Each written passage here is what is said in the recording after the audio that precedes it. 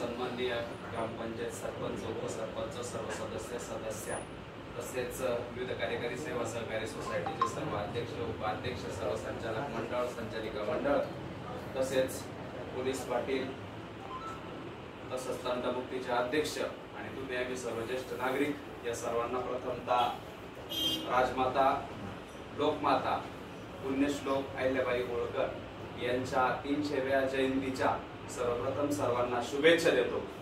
आज जर आपण बघितलं तर माझे पोस्ट आता आपल्या वाकला विकास मंच ग्रुपला आहे आणि त्या पोस्ट मध्ये आपण पाहतोय की 1725 ते 1795 हा अहिल्याबाई होळकरांचा कालखंड, हा जीवनक्रम। आणि यांच्या जीवनात जर आपण बघितलं तर अहिल्याबाई होळकर या ठिकाणी अवघ्या 8 वर्षांच्या 9 वर्षांच्या असताना त्या ठिकाणी आपण जर बघितलं तर त्यांचे जे काही सासरे मल्हारजी होळकर हे त्या ठिकाणी रस्त्याने चाललेले होते आणि रस्त्याने चाललेले असताना एक लहान मुलगी त्या ठिकाणी शंकराच्या देवळापाशी साफसफाई करत होती आणि गरिबांना त्या ठिकाणी अन्नदान करत होती। हे मल्हारजी होळकरांनी पाहिलं आणि त्याच वेळेला स्वतःच्या मुलासाठी खंडेराव होळकर यांच्यासाठी अहिल्याबाईंचं स्थळ त्या ठिकाणी सुचवलं। अहिल्याबाईंचा विवाह या ठिकाणी 1733 ला खंडेराव होळकर यांच्याशी झाला।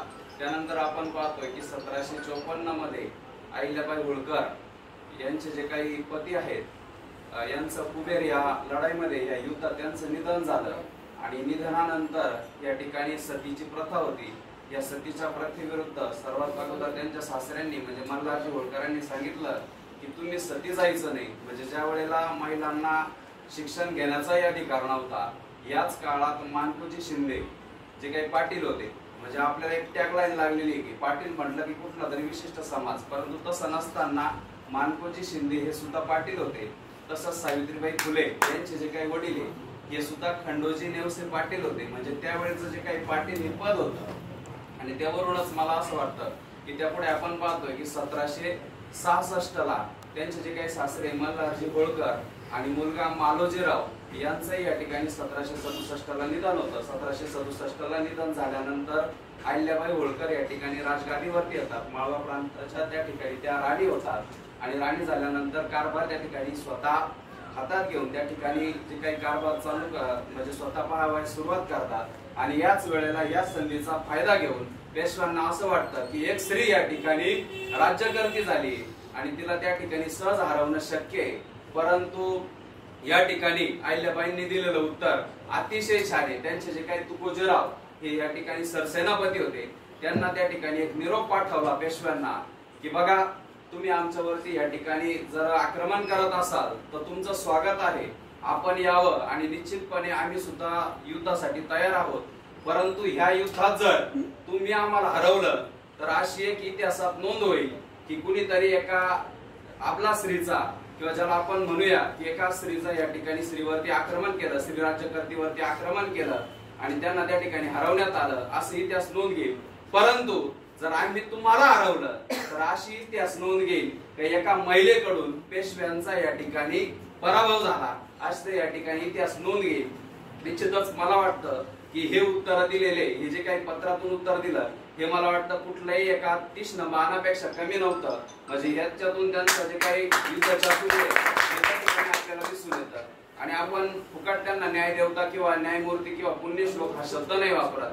तर 1780 ला जे काशी विश्वेश्वराचं ते देऊळ आपण पाहतोय, सोमनाथाचं जे काही देऊळ पाहतोय, म्हणजे महाराष्ट्र राज्यात मालोजीराजे छत्रपती शिवरायांचे आजोबा मालोजीराजे भोसले यांच्या नंतर खऱ्या अर्थानं जर मंदिराच्या जीर्णोद्धाराचं काम कोणी केलं असेल तर ते अहिल्याबाई होळकरांनी केलं आणि त्या न्याय देण्यात इतक्या प्रिय का होत्या याचं स्वतःच म्हणजे त्यांचं स्वतःचं उदाहरण त्याच्यासाठी एक मी देईन की त्या ठिकाणी मालोजीराजे जे काही मालोजीराव यांचं या ठिकाणी रथ चाललेला होता आणि त्या रथाच्या माध्यमातून समोर एक गाय आली आणि तिचं जे काही वासरू आहे त्या वासरावरून जो काही मालोजीराव यांचा रथ त्या ठिकाणी गेला, मागून त्या ठिकाणी अहिल्याबाई होळकरांचा रथ आला। त्यांनी पाहिलं की या वासराला या ठिकाणी कुणीतरी उडवलेलं आहे, अपघात झालेला आहे आणि त्यांनी विचारणा केली असता लोकांनी सांगितलं की या ठिकाणी मालोजीराव यांचा रथ म्हणजे तुमच्याच मुलाचा रथ या ठिकाणी या वासराच्या अंगावरून गेलाय आणि ते वासरू गतप्राण झालंय.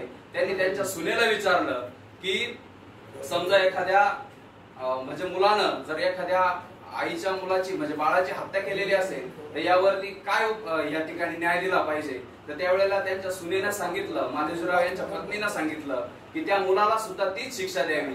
म्हणून अहिल्याबाई होळकरांनी फरमान काढलं की या ठिकाणी मालोजीराव यांचे हातपाय बांधा, स्वतःच्या मुलाचे मालोजीराव यांचे हातपाय बांधा, त्यांना सुद्धा रस्त्यात असं ठेवा आणि त्यावरून रथ चालवा. रथ चालवण्यासाठी कुणीही पुढे येत नव्हतं. त्यावेळेला स्वतः अहिल्याबाई होळकरांनी स्वतः रथ चालवला.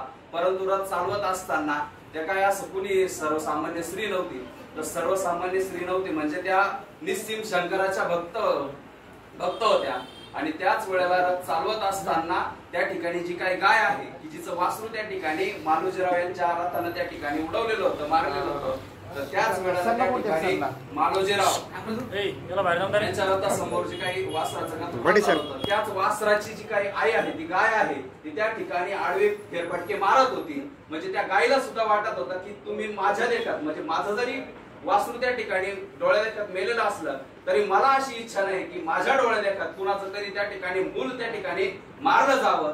असं त्या ठिकाणी म्हणून ती जी काही गाय आहे ती आडवे त्या ठिकाणी त्या अहिल्याबाई होळकरांच्या रथाला आडवे जात होते. आणि म्हणूनच त्या बाजाराला सुद्धा नाव आडा बाजार असं पडलंय. तो बाजार आज सुद्धा इंदूर मध्ये आडा बाजार हा प्रसिद्ध त्याच्यासाठी आहे.